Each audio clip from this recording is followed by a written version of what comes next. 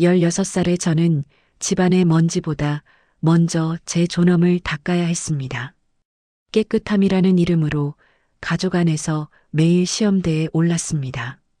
순종이 미덕이던 시절, 침묵은 가장 잔인한 명령이었습니다. 오늘 전해드리는 이야기는 한국의 한 가정에서 실제로 겪은 사연을 바탕으로 엮은 기록입니다. 말하지 못했던 기억이 조용히 깨어나는 순간을 함께 해주시길 바라며 지금부터 조용히 이야기 시작합니다. 바닥에 무릎을 꿇었을 때 저는 그게 벌의 시작인지 삶의 규칙인지 알지 못했습니다.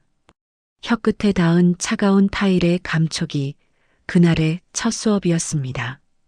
그 순간 저는 아이가 아니었습니다. 집안의 관리 대상이었습니다. 아버지는 저녁마다 집을 돌며 바닥과 가구를 살폈습니다. 손끝으로 먼지를 훑고 눈으로 얼룩을 재며 아무 말 없이 숨을 고르셨지요. 그리고 늘 같은 결론에 도착했습니다. 다시 해. 이 말이 떨어지면 집안의 공기가 가라앉았습니다. 어머니는 부엌에서 손을 멈췄습니다. 오빠는 방문 틈으로 웃음을 삼켰습니다. 저만 그 자리에 남았습니다. 설명할 기회는 없었습니다. 이유를 묻는 건 반항이었으니까요. 그 집은 늘 반듯했습니다. 충남 공주의 구도심, 낡은 목조 계단이 있는 2층 집이었습니다. 계단은 아버지의 자랑이었고 바닥은 체면이었습니다. 체면에 흠집이 나면 누군가는 책임을 져야 했습니다. 그 역할은 늘 제 몫이었습니다. 여자는 집을 닦으며 배우는 거야.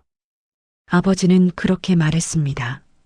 목소리는 낮았고 표정은 단정했습니다. 동네 사람들 앞에서는 늘 점잖은 가장이었지요. 그 점잖음이 집 안으로 들어오면 규칙이 되었습니다. 저는 그 규칙을 배우며 자랐습니다. 15이 되던 해부터는 청소가 제 일이었습니다. 학교에서 돌아오면 교복도 벗기 전에 빗자루를 들었습니다. 저녁 준비가 끝나면 바닥을 닦았습니다. 새벽에는 다시 왁스를 냈습니다. 빛이 나야 했습니다. 이유는 묻지 않았습니다. 어머니는 말이 없었습니다. 가끔 제 등을 쓰다듬으며 조금만 참자. 라고 했지요. 그 말이 위로인지 포기인지 알 수 없었습니다. 오빠는 자유로웠습니다. 흙 묻은 신발을 벗어도 물을 흘려도 웃음으로 넘어갔습니다. 그 웃음이 제게로 오면 벌이 시작됐습니다. 저는 이름을 불리기 전까지 숨을 고르는 법을 배웠습니다. 심장이 먼저 반응하지 않게 얼굴을 비우는 법을 익혔습니다. 그게 집에서 살아남는 방법이었습니다. 그 시절에 저는 정화를 배웠고 침묵을 배웠습니다. 그리고 존엄을 내려놓는 법을 배웠습니다. 그런데도 한 가지는 이해되지 않았습니다. 왜 늘 제가 문제였는지, 왜 같은 집에서 같은 바닥을 밟고도 결과가 달랐는지, 집안에서 정말 잘못된 사람은 누구였는지, 그 질문은 그날 밤 계단 아래에 서서 처음으로 제 안에서 고개를 들었습니다. 도대체 이 집안에는 무엇이 숨겨져 있었던 걸까요? 그날 이후 벌은 규칙이 되었습니다. 아버지는 더 자주, 더 꼼꼼히 집을 살폈습니다. 바닥은 물론이고 문틀, 걸레바지, 계단 모서리까지 눈길이 닿았습니다. 이제 실수는 변명이 되지 않았습니다. 실수는 곧 책임이었고 책임은 제 몫이었습니다. 이건 뭐냐? 아버지는 말수가 늘지 않았습니다. 목소리만 낮아졌습니다. 그 낮은 목소리가 오히려 더 무서웠습니다. 아까 닦았어요. 제가 조심스럽게 말하면 아까는 중요하지 않아. 지금이 중요하지. 그 말로 모든 대화는 끝났습니다. 오빠는 그 옆에서 소파에 앉아 귤을 까먹고 있었습니다. 껍질이 바닥에 떨어졌습니다. 저는 본능처럼 몸을 숙여 치우려 했습니다. 그때 오빠가 웃으며 말했습니다. 야, 그렇게까지 할 필요 있냐? 말이 끝나자마자 아버지의 시선이 제게 꽂혔습니다. 봤지? 아버지는 오빠가 아닌 저를 보며 말했습니다. 이 집이 왜 이 모양인지. 저는 이해할 수 없었습니다. 분명 제가 흘린 게 아니었습니다. 설명하고 싶었습니다. 하지만 설명은 늘 상황을 악화시켰습니다. 그래서 입을 다물었습니다. 그게 가장 빠른 길이었으니까요. 벌은 점점 길어졌습니다. 처음엔 다시 닦는 정도였습니다. 그러다 특정 부분을 반복해서 하게 됐습니다. 어느 날은 계단만, 어느 날은 부엌 바닥만. 시간은 늘 밤이었습니다. 다 끝났다고 생각한 뒤에 시작됐습니다. 대충 하지 마.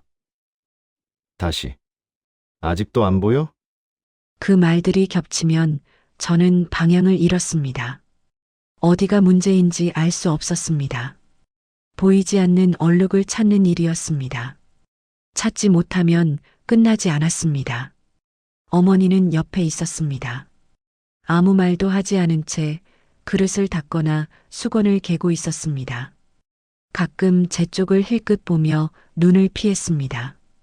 그 시선이 저를 더 혼란스럽게 했습니다.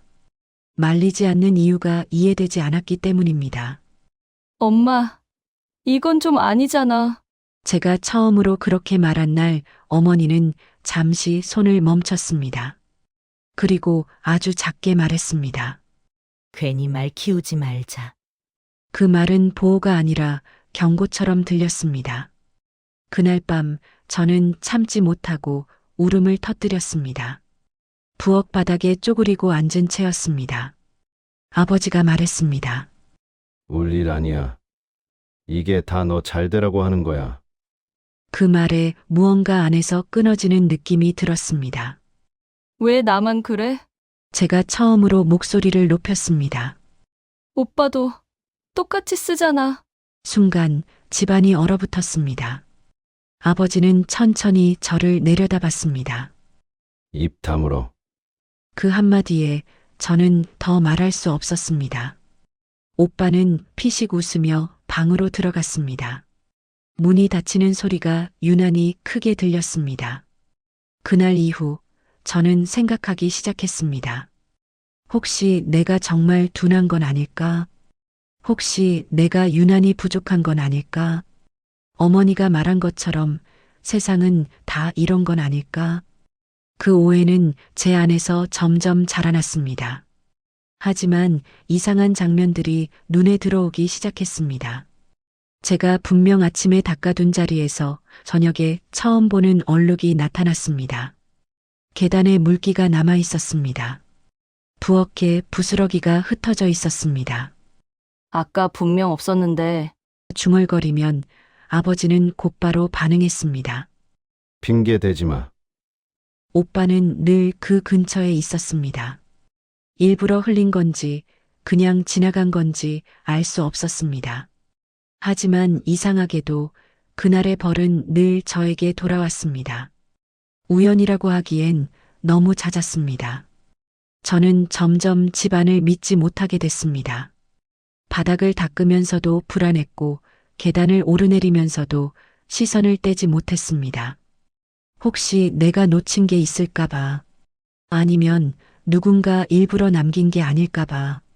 그 생각은 아직 확신이 아니었습니다. 그저 스쳐 지나가는 의심이었습니다.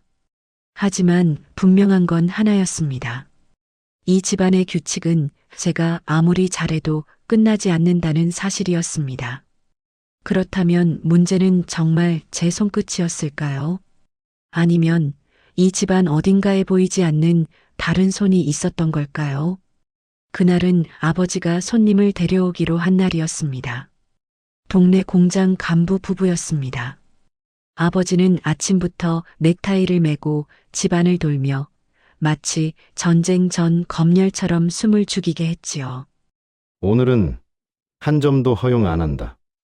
계단, 현관, 화장실, 전부.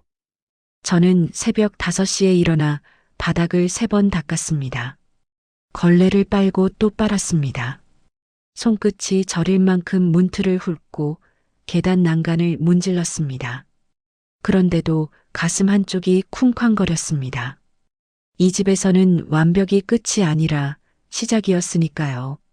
점심 무렵 저는 현관 쪽에서 바삭한 소리를 들었습니다. 고개를 돌리자 오빠가 마당에서 들어오며 신발을 툭툭 털었습니다. 굳은 흙이 현관 매트에 떨어졌습니다. 오빠 신발 좀. 제가 말끝을 흐리자 오빠는 고개도 안 들고 웃었습니다. 야, 너 오늘 손님 온다며? 그럼 더 잘 닦아. 너 전문이잖아. 저는 그 자리에서 숨이 멎는 줄 알았습니다. 손님이 오기 전까지는 무슨 일이든 없던 일로 만들어야 했습니다. 저는 바로 무릎을 꿇고 매트를 문질렀습니다. 그때 오빠가 제 뒤에서 낮게 속삭였습니다. 너 오늘 한 번만 더 걸리면 끝이야. 뭐가 끝이야? 집에서 내 자리. 그 말이 이상하게 가슴을 긁었습니다. 그런데 더 이상한 건 오빠 손에 작은 종이봉지가 들려 있었다는 겁니다. 세탁실에서만 보던 가루비누 봉지.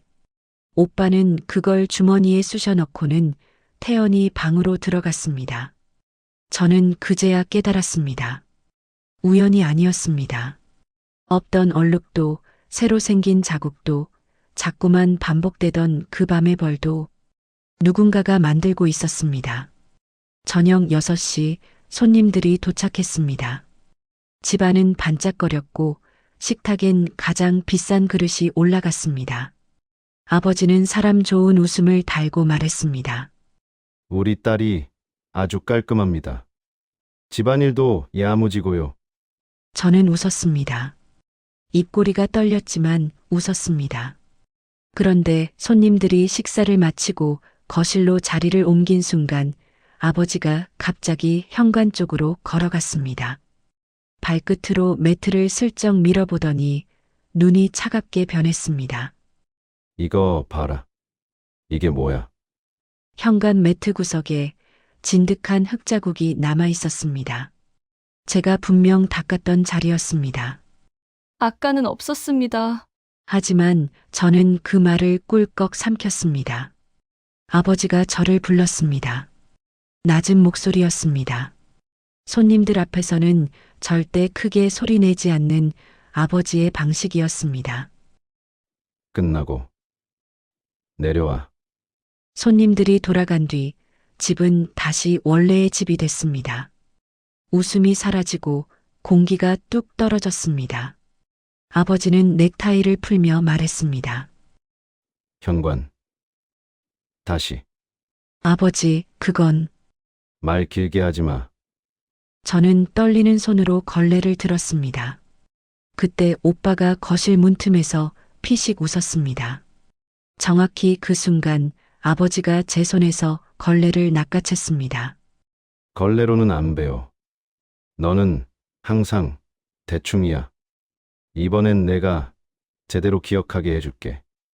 저는 숨이 막혔습니다. 발끝이 얼어붙었습니다.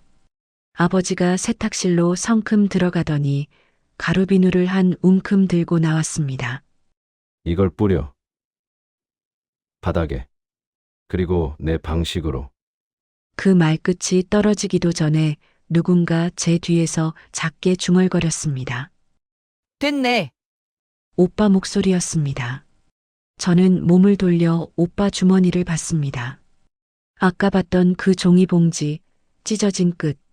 그 안에서 가루가 조금 새어나와 있었습니다. 그때 1차 반전이 제 눈앞에서 장면으로 터졌습니다. 흙자국은 남은 것이 아니라 만들어진 것이었습니다. 그리고 가루비누는 아버지가 꺼낸 게 전부가 아니었습니다. 오빠가 이미 준비해 둔 것이었습니다. 오빠가 했어? 제가 처음으로 똑바로 물었습니다. 오빠는 어깨를 으쓱했습니다. 뭐가? 현관에 흘, 가루비누. 밤마다. 그 순간 아버지가 제 뺨을 후려쳤습니다. 소리가 방 안에 찢어지듯 퍼졌습니다. 내가 지금 누구 탓을 해? 내가 못해서 그런 거야, 입 닥치고. 하라면 해! 저는 쓰러지지 않았습니다. 바로 서 있었습니다. 눈물이 났지만 무릎은 꿇지 않았습니다. 아버지, 제 목소리가 놀랄 만큼 단단하게 나왔습니다. 제가 못해서가 아니에요. 오빠가 일부러 그만해. 어머니가 처음으로 끼어들었습니다. 그런데 말리는 목소리가 아니라 막는 목소리였습니다. 지금은 안 돼. 저는 어머니를 봤습니다. 그 눈빛이 그동안 제가 못 읽었던 눈빛이었습니다. 두려움, 그리고 숨기고 있는 무언가. 바로 그때 삼장의 정중앙에서 2차 반전이 터졌습니다. 아버지가 분노로 세탁실 문을 열어젖히며 소리쳤습니다. 장부! 내 장부 어디 갔어? 오늘 손님 오기 전에 분명 여기 뒀는데. 장부. 아버지가 늘 잠가두던 공장 회계 장부였습니다. 저는 처음 듣는 단어였습니다. 그런데 오빠의 얼굴이 아주 잠깐, 딱 한순간 굳었습니다. 아버지가 오빠를 향해 다가갔습니다. 내가 또 건드렸지? 내 돈, 내 서류. 너 이번엔 진짜 끝이야. 오빠가 갑자기 목소리를 높였습니다. 끝은 내가 아니라 제가 봐야지. 아버지, 다 제 탓으로 놀리면 되잖아. 집안일도 못하는 애가 뭐하러 학교를 다녀. 쟤 하나 때문에 집안이 더러워진 거라고 하면 끝이잖아. 순간 머리가 하얘졌습니다. 저를 괴롭힌 이유가 교육이 아니었습니다. 저는 가려야 할 것을 덮는 천이었습니다. 오빠는 아버지의 관계를 이용해서 자신의 일을 제 탓으로 만들고 있었습니다. 제가 숨을 들이켰습니다. 그리고 그날 처음으로 끝까지 말했습니다. 그래서 나를 밟았어? 내가 숨기려고, 나를 희생시키려고? 오빠가 비웃었습니다. 희생, 너 같은 애가 뭘 알아. 집안 망신시키지 말고 그냥 조용히 살면 되잖아. 저는 아버지를 봤습니다. 아버지 눈동자가 흔들렸습니다. 분노가 아니라 당황이었습니다. 그 당황은 곧 더 큰 폭력으로 변할 것이 분명했습니다. 저는 어머니에게 고개를 돌렸습니다. 엄마도 알았죠. 나만 몰랐죠. 어머니의 입술이 떨렸습니다. 한참 만에 어머니가 말했습니다. 미안하다. 너라도 살아남아야 했어. 그 순간 저는 절망했습니다. 하지만 동시에 아주 이상하게도 정신이 맑아졌습니다. 이 집에서 제가 할 수 있는 건 잘 닦는 게 아니었습니다. 진실을 붙잡는 일이었습니다. 저는 조용히 제 방으로 올라갔습니다. 서랍 깊숙한 곳에서 공책 하나를 꺼냈습니다. 언제, 어디에, 누가 어떤 얼룩을 만들었는지, 가루비누를 누가 들고 다녔는지, 아버지가 찾던 장부라는 단어까지. 저는 숨이 가빠지면서도 또렷하게 적었습니다. 그리고 결심했습니다. 이 집의 규칙을 따르는 삶은 오늘로 끝내겠다고. 다음 벌이 오기 전에 제가 먼저 움직이겠다고. 그날 밤 저는 처음으로 스스로에게 말했습니다. 이제는 내가 나를 지킬 차례다. 그날 이후 집안의 공기는 달라졌습니다. 아버지는 더 이상 밤마다 검열을 하지 못했습니다. 그날의 일로 숨기고 있던 문제들이 한꺼번에 드러났기 때문입니다. 장부 문제는 외부로 알려졌고 아버지는 사람들 앞에서 처음으로 고개를 숙였습니다. 권위는 그렇게 소리 없이 무너졌습니다. 오빠는 집을 떠났습니다. 책임을 제게 떠넘기던 태도는 더 이상 통하지 않았습니다. 아버지의 분노가 저를 향하지 않자 그는 더 이상 집안에서 웃지 못했습니다. 저와의 관계는 그날로 끝이 났습니다. 어머니는 오래 울었습니다. 말이 아니라 침묵으로 사과하셨습니다. 저는 용서를 서두르지 않았습니다. 그저 제 방 문을 잠그고 처음으로 혼자 잠을 잤습니다. 그 밤은 이상하리만큼 조용했고 무서움보다 안도가 먼저 왔습니다. 며칠 뒤 저는 집을 나왔습니다. 작은 가방 하나에 공책과 옷 몇 벌을 넣었습니다. 누군가를 설득하지 않았고 허락도 구하지 않았습니다. 그 선택 하나로 제 삶은 방향을 바꿨습니다. 시간이 흘렀습니다. 저는 학교를 마쳤고 제 손으로 번 돈으로 살아갔습니다. 결혼을 했고 아이를 키웠습니다. 집안일은 공포가 아니라 선택이 되었고 청소는 벌이 아니라 생활이 되었습니다. 지금의 저는 충남 공주에서 작은 반찬 가게를 하며 살고 있습니다. 새벽에 떡을 조금씩 만들고 단골들과 인사를 나눕니다. 집은 늘 깨끗하지만 그건 누군가의 시선을 두려워해서가 아닙니다. 제가 원해서 하는 일입니다. 손녀가 가끔 묻습니다. 할머니는 왜 항상 문을 열어두세요? 저는 웃으며 대답합니다. 닫힌 문에서 오래 살았거든. 과거를 지웠다고 말할 수는 없습니다. 다만 그 기억이 저를 지배하지는 않습니다. 그 집에서 배운 침묵 대신 지금의 저는 제 목소리를 선택합니다. 이 이야기를 들으시며 여러분 마음에도 떠오른 장면이 하나쯤 있으셨을까요? 그때 여러분이라면 어떤 선택을 하셨을지 조용히 스스로에게 물어보셔도 좋겠습니다. 이야기를 들으시며 떠오른 생각이 있으시다면 댓글로 남겨주셔도 좋겠습니다. 여러분의 마음을 이 자리에서 함께 나누고 싶습니다.